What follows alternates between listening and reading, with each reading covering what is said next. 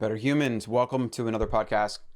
Colin here, your host, daily show. Subscribe, get all the stuff, get on the newsletter, Colin.coach. Nietzsche for the modern world. It's like Nietzsche, who was a German philosopher, was a few hundred years, or 200 or 100, 150 years before his time. Because as I'm reading through some of his quotes yesterday for a book I'm writing, the Better Human book, I don't really have a title yet, but the quotes, so many of his quotes are so prescient to today. I mean, it's literally like he was resurrected from the grave or traveled into the future, or looked at 2020, and then went back to the 1800s. I think it was 1800s. Yeah, I think it was like 1800s, maybe late 1700s.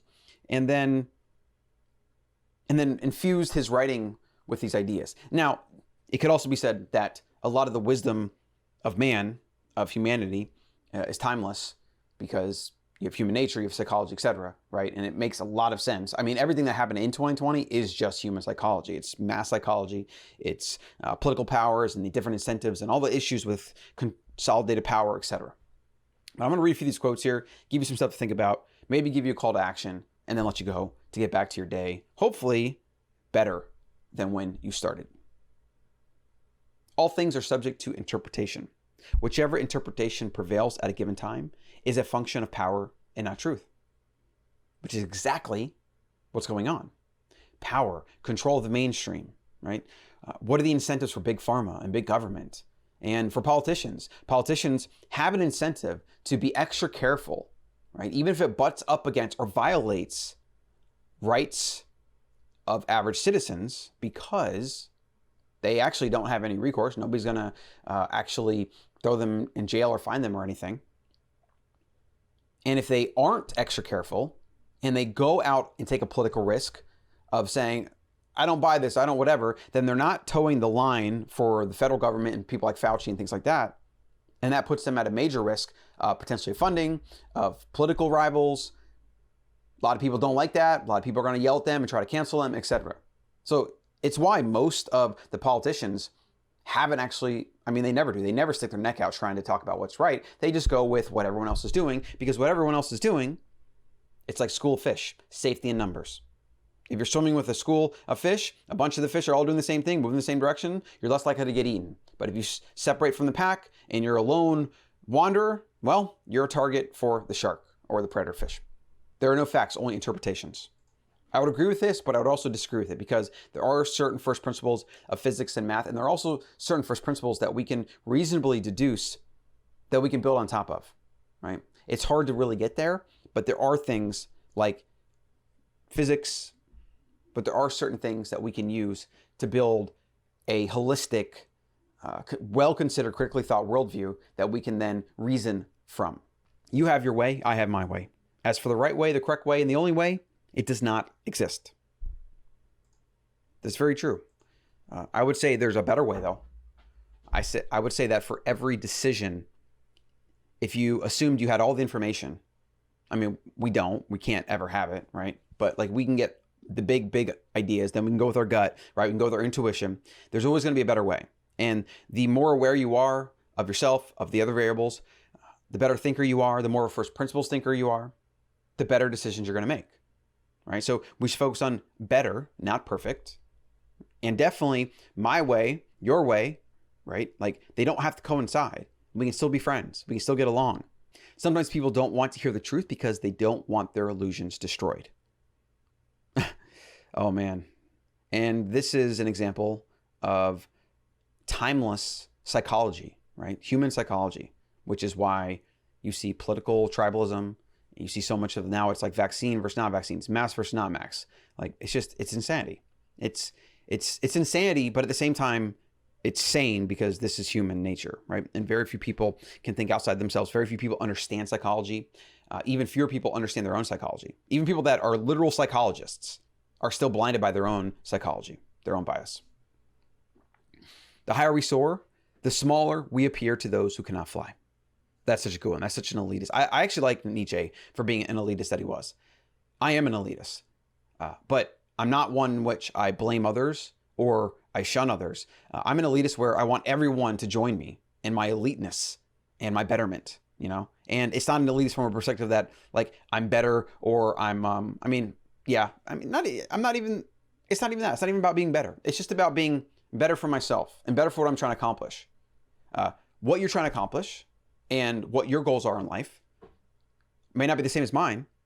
So if they're better for you and they're better than yesterday, then you're on the right path. You're doing what you need to do, right? My problem is where we have a very strong divide, a very strong almost line where you have the people that aren't trying to grow, that their entire life strategy, even if they don't realize it, is kind of just staying in the same place, thinking the same things, and defending the status quo. There's nothing more repulsive to me than that. Defending the status quo, not critically thinking, not challenging your sacred beliefs or killing your sacred cows, your darlings.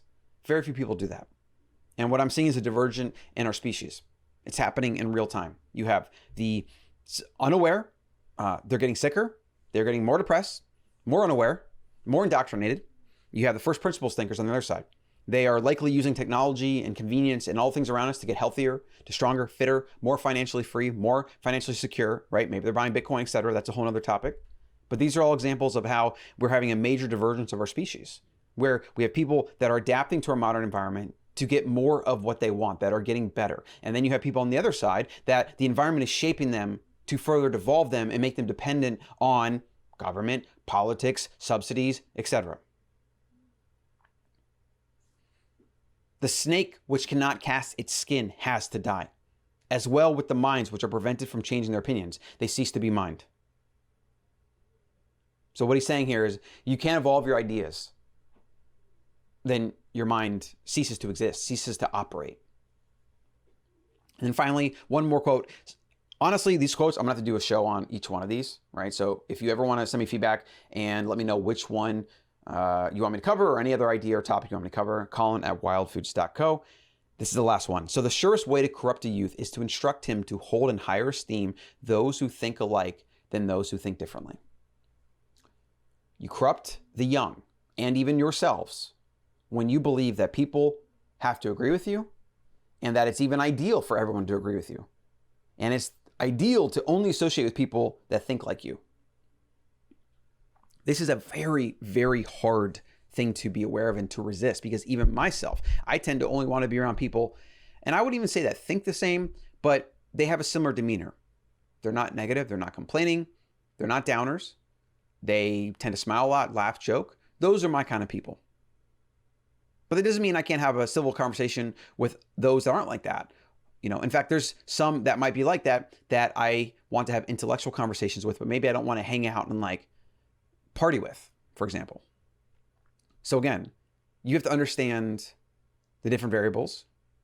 You have to embrace thinking differently and having others around you to challenge you. And if you fall into the groupthink narrative, it will hurt you.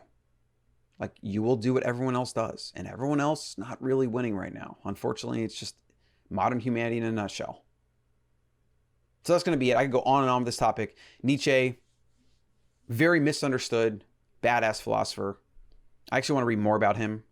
He struggled with major health issues, which I feel like actually forces you to be a philosopher. Like, it forces you to go deep and to really think about life and whatever. It just is one of those things. Like, the more struggle and pain and torment inflicted upon a human when he or she adapts, the more greatness that comes as a result of that. This is the Taoist duality of life. And that's a simple reminder of why you should always embrace the struggle and the hardness, because that's making you better. Iron sharpens iron. That's going to be it for today. Get on the newsletter, colin.coach, for the Better Human newsletter. Support the show with our favorite sponsor, wildfoods.co. Better foods and supplements for better humans. Use code WILDCEO for 15% off. I'll see you in the next one.